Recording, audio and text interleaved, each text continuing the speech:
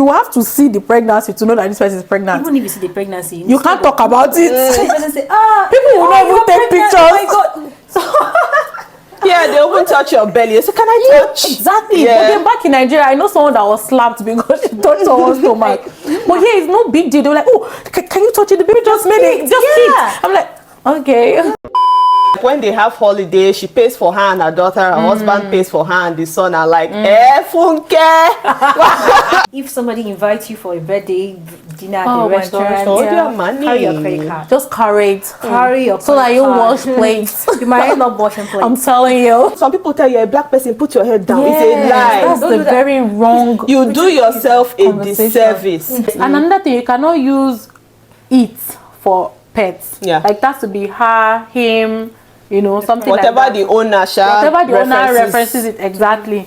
Yemisi, you have to pay me for this because this is not regular. Okay. As a foreign trained lawyer, most of the jobs are gotten even before you step into your interview panel. A lot of times people just smile, and when they smile does not mean that they are really smiling. It's just part Default. of how they are brought up. They're just, like you said, Like, polite. They are very polite. Yeah. When they do just with them, if you're trying to do like, oh hi, oh my god, you can be embarrassed because the person doesn't. And that's The next thing is just back, yeah. And you know, like I'm used to it now. Yeah, we have especially your when default when you're bumping into someone in the elevator, like, and you might not even say a word, but just that Or smile you nod. or that nod. If you are is somebody enough. who overthinks, Yeah, you might think, is this person having a problem with me? Blah blah blah. don't overthink. But now They are I'm used just to like it. that. Yeah. You know, talking about people like sharing at work, like I used to find this strange, but that's one thing that I really love about my team, the team that I work with now, Yeah. is that they will tell you what they did on holiday. Oh They my will tell you when they are Yes. going on holiday. They will True. tell you, oh, my partner did this. Oh, I'm hanging out with my Yeah. I love it. Yeah. So even me, I've started to like share a bit more about myself. My screen saver is my nephews and my nieces. So when I open my phone and they say, oh my goodness, who are they? And I'm like, oh, my nephews and my niece. And I like, they're so feeling I that. think just find things that you are comfortable sharing. Yeah. Don't go and start sharing how the people in your family are asking you for money every day. And they cannot relate. They can't relate. They cannot. Like I had Everyone a is conversation with independent. someone and she was saying that like, will I go 50-50? And I was like, what is 50-50? Like, explain Going it. on a date. And she was like, splitting the bill on. I'm like, I'll friend zone you. Forget it. Yeah. I'll friend zone you because that's not what We're used to. I'm used to. And she went forward to say, oh, like when they have holiday, she pays for her and her daughter. Her husband pays for her and the son. Are like, funke. Like, what are you saying? What are you saying? Now, I'm not saying that like I'm not going to contribute, but I'm relating to our like basic background. Yeah. The climate is African definitely background. different here. You have to contribute, whether or not you like it. You find somewhere to add value. you have to quickly add, if somebody invites you for a birthday dinner at Oh the my restaurant, gosh, Hold yeah. your money. carry your credit card. Just carry it. Carry your So that credit you card. wash plates. You might end up washing plates. I'm telling you. And you know the funny thing about that is that sometimes you don't pay only your bill. They split for the table by Yeah. everybody. So I said Even the when you're person- taking a ride, like all of those. I said the person expressly tells you, oh, don't worry about that, it's Yeah. covered. Please carry your card. But a lot of times, never they are, covered. and you know what's funny is they're the ones that will invite you. Even if you say, "Oh, I don't feel like," No, going, no, you should go out. Assume that for this Maybe person this to person be is so saying- hyped about me coming. A person has everything under. Huh? You shock Right you? there? Oh no, that one is actually very funny. You better carry your credit. And Yeah. you get there, you are ordering. First of all, It's the not tough. price will not allow you order because when they do those kind of, you say, oh, we're doing a team thing. The minimum thing on that menu might be $25. Yes. And maybe it's a bowl of wings. You want to eat chicken wings for 4 4 hours. Yeah. So when I'm going out, I just automatically have $100 budget. It will pinch you, but I just say, my maximum spend is $100. If Yeah. it's what I'm paying for or splitting the table's Yeah. bill is $100, and I stick to that. Like, so don't just go out say my friend will pay for me or they will pay. The way they will leave you, they will leave you because even the restaurant they take your order individually. Yeah. So you are not even tied to anybody. So your bill is your bill. So maybe somebody takes mercy on you, then you now interact after. Yes. Okay. And then you pay. You will still pay. You still pay. Yeah, So that one's actually very funny. that one is funny because I was gisting them that like sometimes when my friends and I go out, that one person can even pick all of us bill. Like we don't do this share bill. Yeah. We rotate who pays for when we go out. You understand? So except maybe like, okay, like me, Yemisi, David, and who want to go, all of us will pay for ourselves. Yes. But if it's like Yemisi's birthday, she'll pay for us. Yeah, but like we still have that it is. African thing, but over here, that's not how they operate. That's not how and speaking of how they operate, so if you think that you're trying to explain to a Canadian and saying, oh, I just sent money to my brother back in Nigeria, like, you know, just trying to like help people back in your home country, they cannot relate because they're like, oh, why? Like, can the person work? Because here, 40 years old or 30 years old, started working, so, and they started living by themselves. So they can't really understand it. So that was a culture shock to me because I feel like you're the big sis. You just take care of they don't really do that. That's not how they do themselves, which is also shocking. Another shocking thing that leads to what I've discovered in Canada, or maybe Saskatoon, the amount of retirement homes they have. Oh yeah. Oh no, I don't think in Nigeria we do retirement homes. We may have it, but I don't think it's a thing. We have some, but it's not culturally accepted for us. It's not a thing, but here you have so. I mean, when I mean retirement home, it's home for seniors, grandmothers, grandparents. You know, that's where they stay. They get help, some sort of help, support.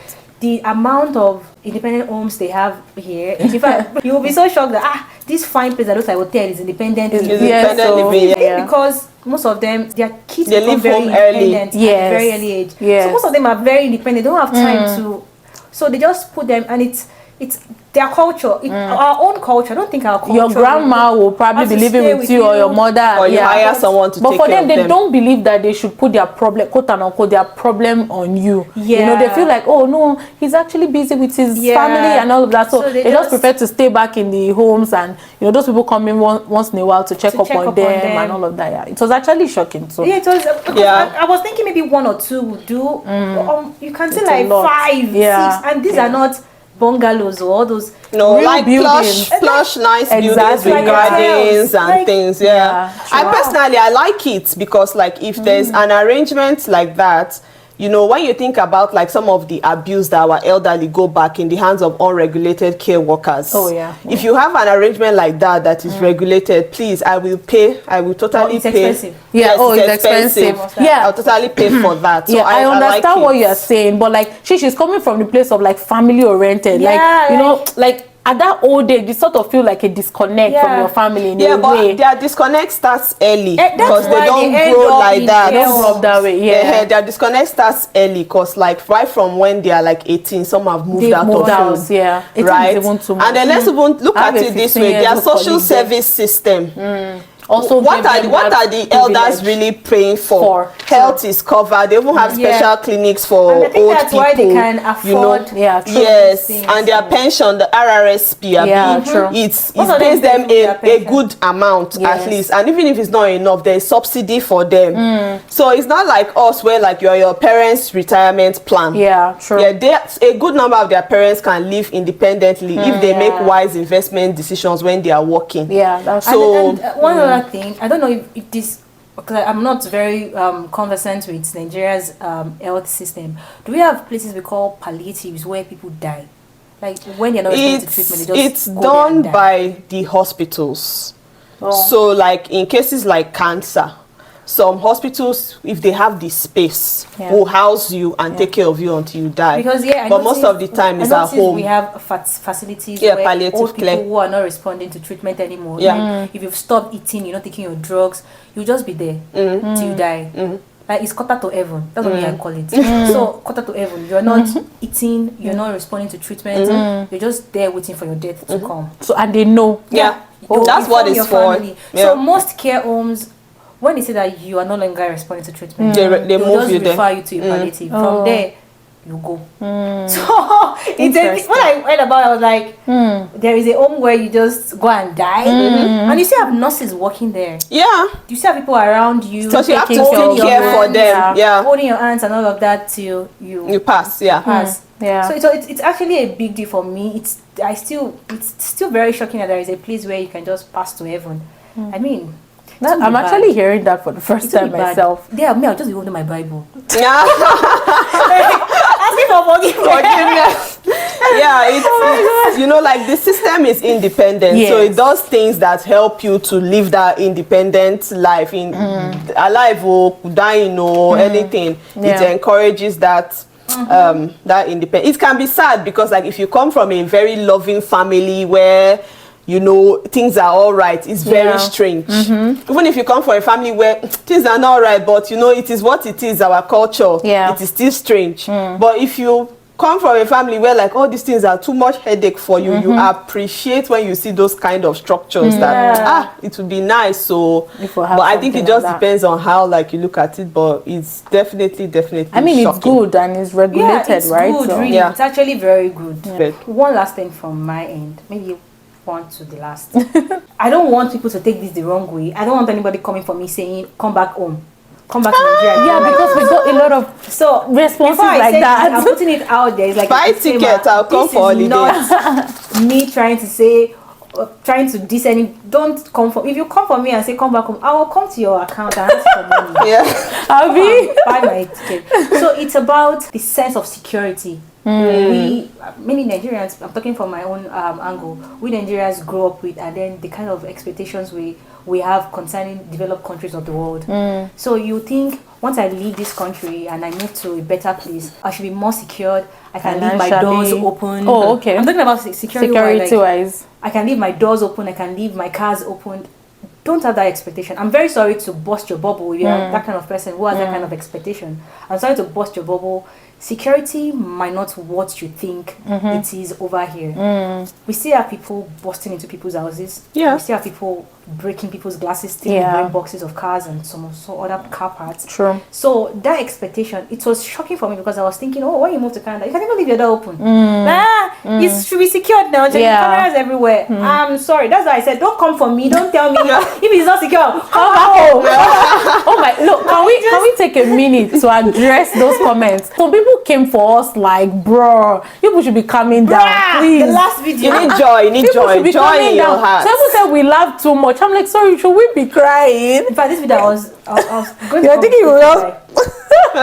So please, you guys, like, we have to put a little, like, sense of humor in the video to even make you enjoy it. Like I said, this is not to discourage anybody or to, but I just wanted to know that that sense of entitlement in relation to security, you can't reduce it.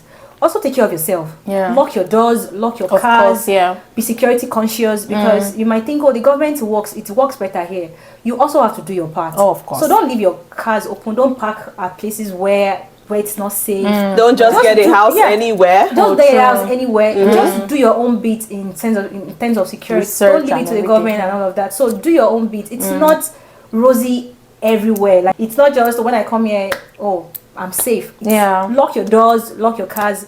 People are getting robbed. The only good thing is the way the government responds to this. Exactly. If you die, they'll find who killed you. But don't die. The way, if they steal your car, they will try as much as possible to find thieves. They might even take that car from you if they find, because I know somebody whose car was stolen. She has a little girl.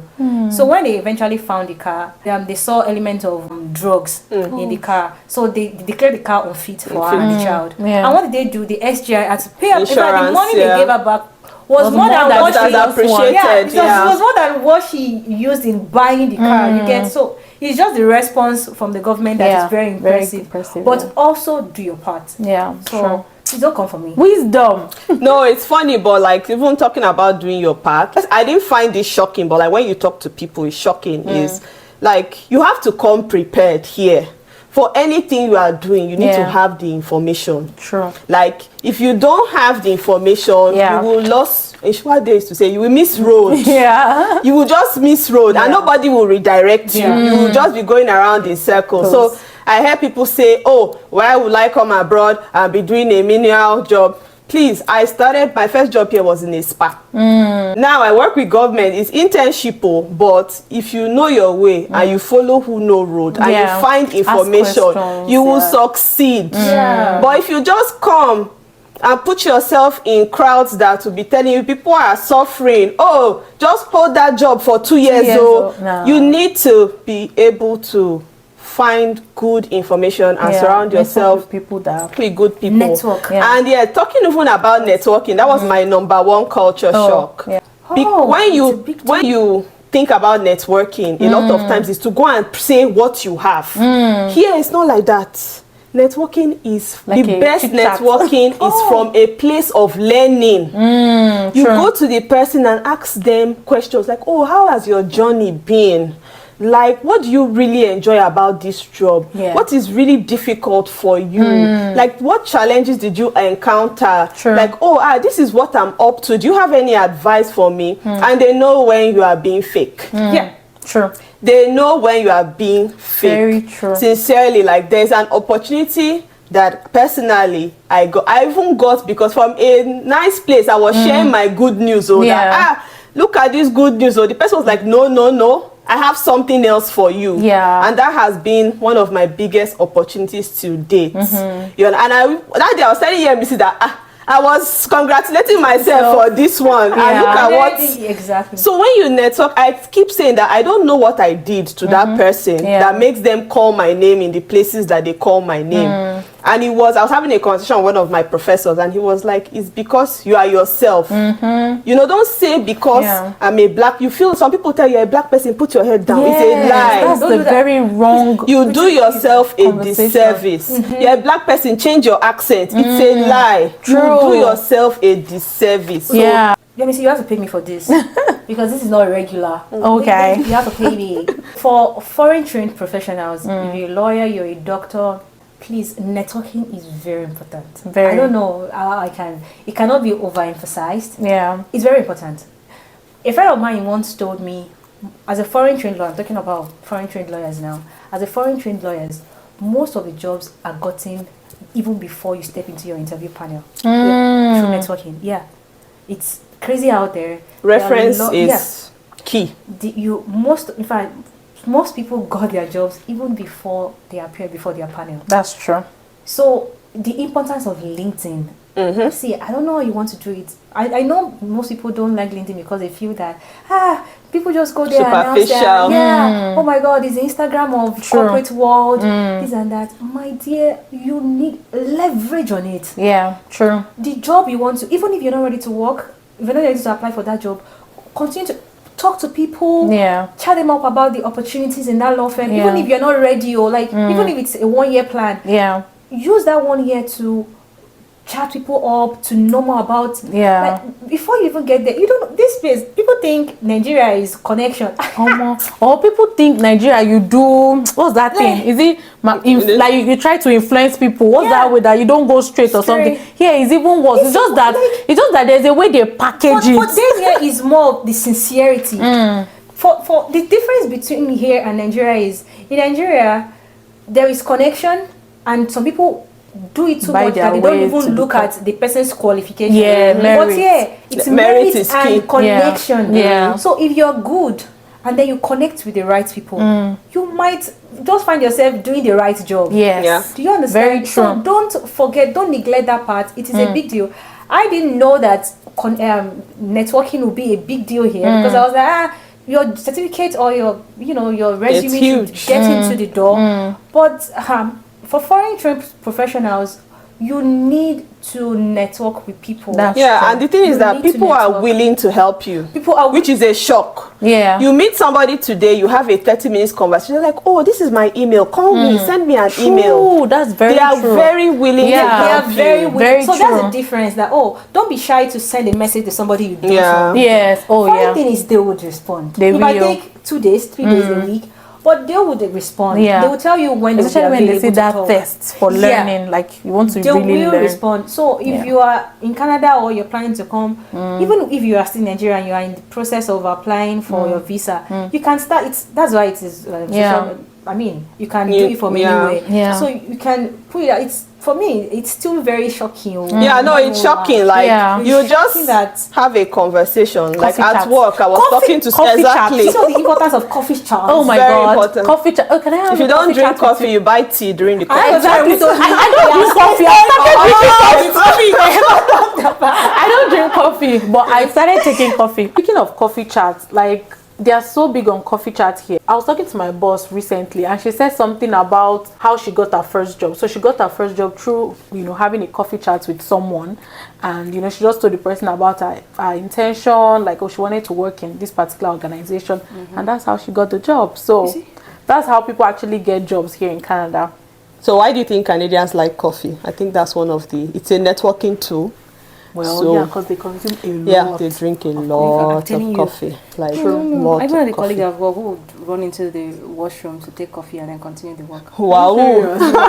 Wow, we've almost done an hour of conversation. Yes, and I hope you guys enjoyed this video. Like, if you watch it up to this point, and real MVP. Like, real MVP. I think we're almost through. Like, the other things are things that have been said before. Like, oh, Canadians love their pets. They take time off work to take care of their pets. No meeting. Pets are like human beings. Dog, cats, lizard, anything, birds, pets. They are everything. They are as important as a human being. The workplace recognizes that people have pets and pets need care. There was one video on Instagram of a dog in business class. That's how it is. And then is it the rat or rabbit you showed me this afternoon? Somebody was petting a rat, something that my dog would have killed in Nigeria. But their pets are and they can also take time off because their pet is not feeling fine. Oh yes, now that's also a culture shock. I'm like, there was a time we're in class and somebody sent an email saying, oh, I won't be able to join. Oh, we're having like a group discussion thing, so we wanted to meet ourselves like as a group, and the person sent an email saying, oh, I won't be able to come in today because my dog is not feeling too fine and I'm taking the dog to a vet.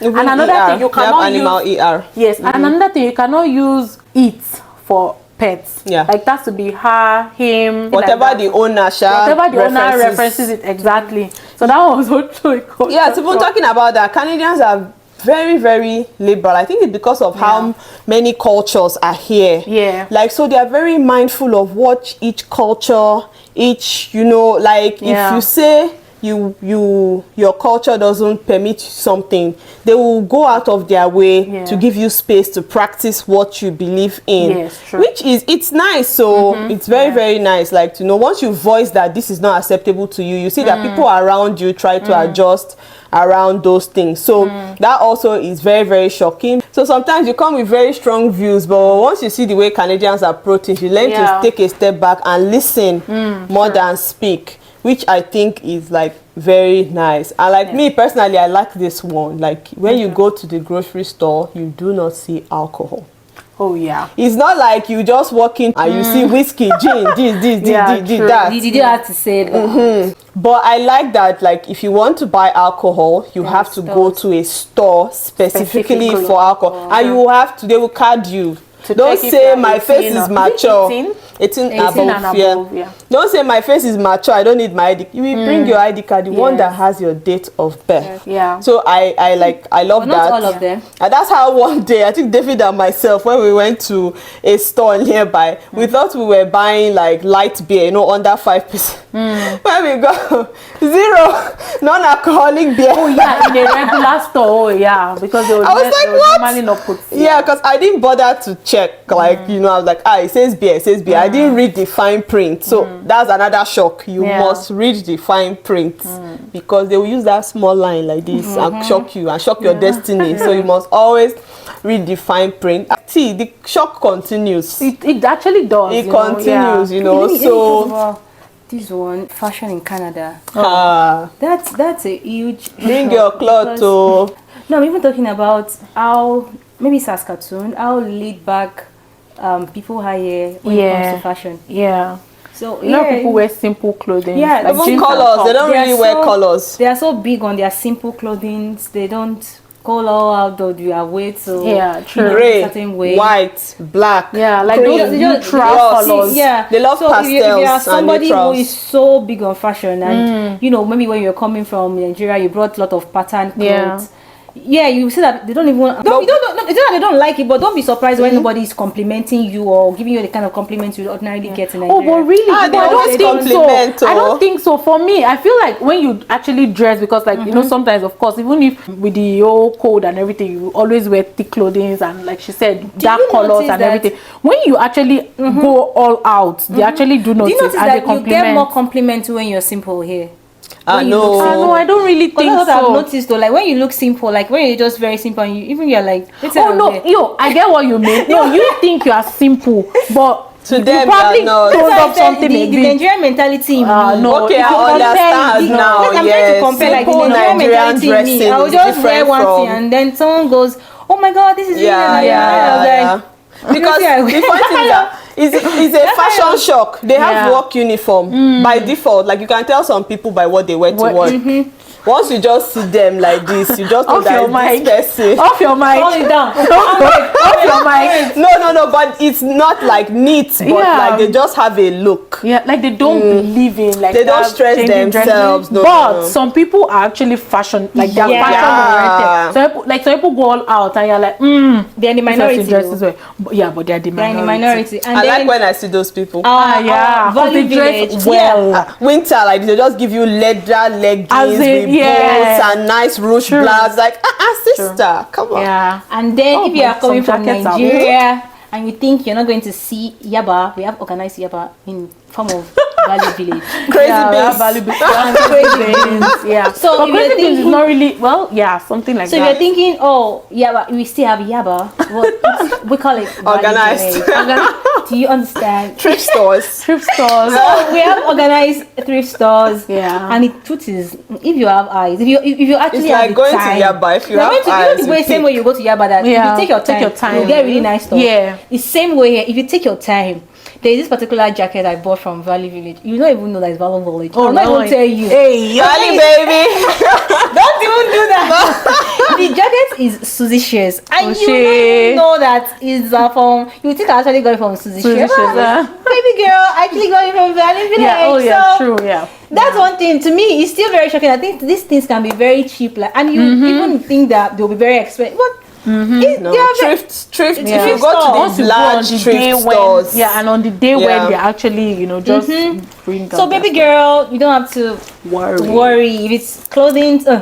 You will see your Oga in Value Village. Yes. They will even say it in the office. Oh, you like it? I got it from Value Village. And you're like, okay. That's one thing about Nigerians. You not say you got it from Yaba. Yeah. So I bought it somewhere. The one lady. Very truthful. They are very truthful. I got it from Value. You don't need to beat you. I got it from Value Village. But in Nigeria, they will never say I got it from Yaba. They will rather say it's a gift. I still do it sometimes too, though. I'll be like, I can't remember where I got it from. but in reality, I know. Oh my goodness. I know it. That's hilarious. Yeah, the culture shock will always shock. Yeah, it will continue to shock us. There's something I want to remember. Something about maybe going for naming ceremony or something, but I cannot just lay my hands on it. It's not naming ceremony. If it's what you're saying, in Saskatoon, they do omugwo. It shocked me. Really? It shocked me. Like, I've talked to a good number of people in my second job, and they will say, my parents have traveled to help my sister with her newborn. And it's the mother and the father that go. That goes together. So I don't know, maybe it's because of high representation of indigenous people, and we have a lot of similarities in like family and culture. Sure. But they do omugwo. If you're not Igbo, it's like when somebody gives birth and then the parents go to help the mother and the baby. Yeah. So they do that here, and it's funny because I've always looked at Caucasians as like, very independent, you're on your own. Yeah. But a lot of Saskatchewan families actually travel to help their kids out. Yeah. Like one of my mentors has his kid living directly opposite his house. So like he's having a fantastic time grandparenting. Yeah. So that was actually a big shock for me, but like I love it. Yeah. Like we said at the beginning of this video, there are so many culture shocks in Canada, and trust me, we might have just scratched the surface only, because by the time people start sharing theirs in the comment section, you will be wowed. So I hope that you guys enjoyed all of these things that we've mentioned, and we've been able to prepare your mind to another thing is, no matter how you make a video, or like you've seen a video talking about these things, experiencing it is always different. So you'll still experience it and still feel different, but we're just trying to prepare your mind. So do you guys have last words? Hope we did not laugh too much, right? We didn't laugh too much. Unfortunately, I'm not laughing. Hope we're well behaved. You're not supposed to laugh. Right, I'm not supposed to laugh. At least your face is strong. You're not supposed to. No. No, you guys. Okay, guys, peace. All right, guys. Thank you so much for watching the video. Don't forget to like, share, and subscribe. And if you've been living in Canada, if you're a Canadian resident, please let us know your culture shocks in the comment section so that people can learn from it and so that we can also learn from it. Thank you guys for watching. We hope that you enjoyed this video. We'll see you guys in our next video. Bye, guys. Bye.